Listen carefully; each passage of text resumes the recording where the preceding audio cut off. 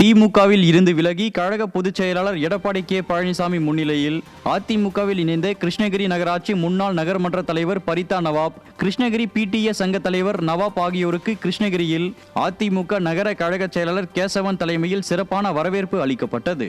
இதைத் தொடர்ந்து காவேரி பட்டணத்தில் உள்ள அதிமுக கழக துணை பொதுச் செயலாளரும் முன்னாள் அமைச்சருமான KP முனுசாமி நேரில் சந்தித்து வாழ்த்து பெற்றனர். அப்போது புதிதாக கட்சியில் இணைந்த முன்னாள் நகர்மன்ற தலைவர் பரிதா நவாப் மற்றும் நவாப் உள்ளிட்டோருக்கு முன்னாள் அமைச்சர் KP முனுசாமி பொன்னாடை போர்த்தி வாழ்த்தினார். இந்த நிகழ்வில் அம்மா பேரவை மாவட்ட தலைவர் தங்கமுத்து உள்பட கழக நிர்வாகிகள் ஏராளமானோர் பங்கேற்றனர். அதிமுக சார்பில் நடைபெற உள்ள கிறிஸ்துமஸ் நிகழ்ச்சி தொடர்பான ஆலோசனை கூட்டம் சென்னை முகப்பேரில் நடைபெற்றது.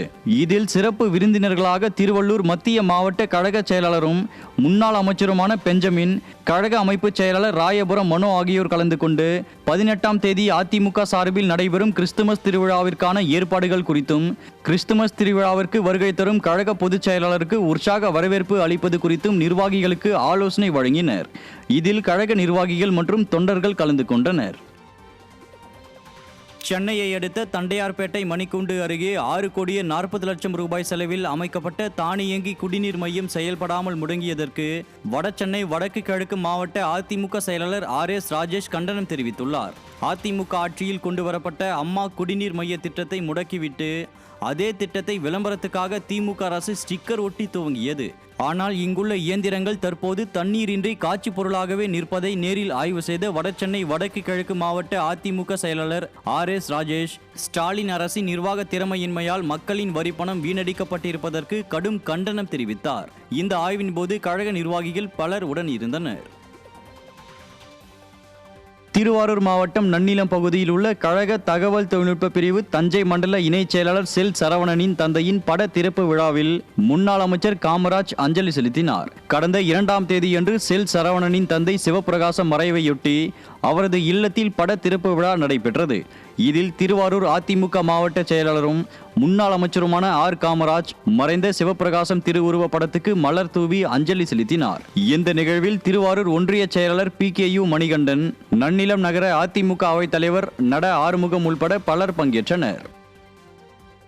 திருவள்ளூர் மாவட்டம் திருத்தணியில் அரசு நிலத்தை அபகரிக்க முயலும் திமுக பிரமுகரின் முயற்சியை தடுத்து நிறுத்த கோரி அதிமுக சார்பில் கோட்டாட்சியரிடம் மனு அளிக்கப்பட்டது. திருத்தணி இந்திரா நகரில் உள்ள 1/2 ஏக்கர் அரசு புறம்போக்கு நிலத்தில் ஏழை எளிய மக்கள் குடிசை போட்டு வசித்து வரும் நிலையில் திமுக பிரமுகர் முருகேசன் என்பவர் ஓய்வு பெற்ற தாசில்தார்களுடன் இணைந்து போலி ஆவணம் மூலம் நிலத்தை அபகரிக்க முயல்வதாக கூறப்படுகிறது. இதனை தடுத்து நிறுத்தி ஏழை மக்களுக்கு இலவச பட்டாவாக வழங்க கோரி அதிமுக மாணவர் அணி மாவட்ட இணைச் செயலாளர் ஜெயசேகர் பாபு தலைமையில் திருத்தணி கோட்டாட்சியரிடம் மனு அளிக்கப்பட்டது. தூத்துக்குடி, திருச்செந்தூர், ஸ்ரீவைகுண்டம் ஆகிய சட்டமன்ற தொகுதிகளில் கழகத்தின் சார்பில் போட்டியிட விரும்புபவர்கள் விருப்ப மனு வழங்குவது குறித்து தூத்துக்குடி தெற்கு மாவட்ட கழக நிர்வாகிகள் ஆலோசனை கூட்டம் நடைபெற்றது. டூவிபுரத்தில் மாவட்ட கழக அலுவலகத்தில் நடைபெற்ற ஆலோசனை கூட்டம் முன்னாள் அமைச்சரும் மாவட்ட செயலாளருமான SP சண்முகநாதன் தலைமையில் நடைபெற்றது. அப்போது பேசிய அவர், 2026 சட்டமன்ற தேர்தலில் 3 தொகுதிகளில் யாருக்கு வாய்ப்பு கிடைத்தாலும் நாம் அனைவரும் கழக பொதுச் செயலாளர் எடப்பாடி கே பழனிசாமி நிற்பதாக கருதி முழு மூச்சுடன் பணியாற்றி கழக வேட்பாளரை வெற்றி பெறச் செய்ய வேண்டும் என கழக நிர்வாகிகளுக்கு ஆலோசனை வழங்கினார். இதில் கழக நிர்வாகிகள் பலர் கலந்து கொண்டனர். திருவண்ணாமலை மாவட்டம் போளூர் வடக்கு ஒன்றியத்திற்குட்பட்ட பகுதிகளில் திமுக ஆட்சியின் உருட்டும் திருட்டும் என்ற பெயரில் பிரசுரங்களை முன்னாள் அமைச்சரும் சட்டமன்ற எதிர்க்கட்சி துணை செயலாளருமான அக்ரி கிருஷ்ணமூர்த்தி வழங்கினார்.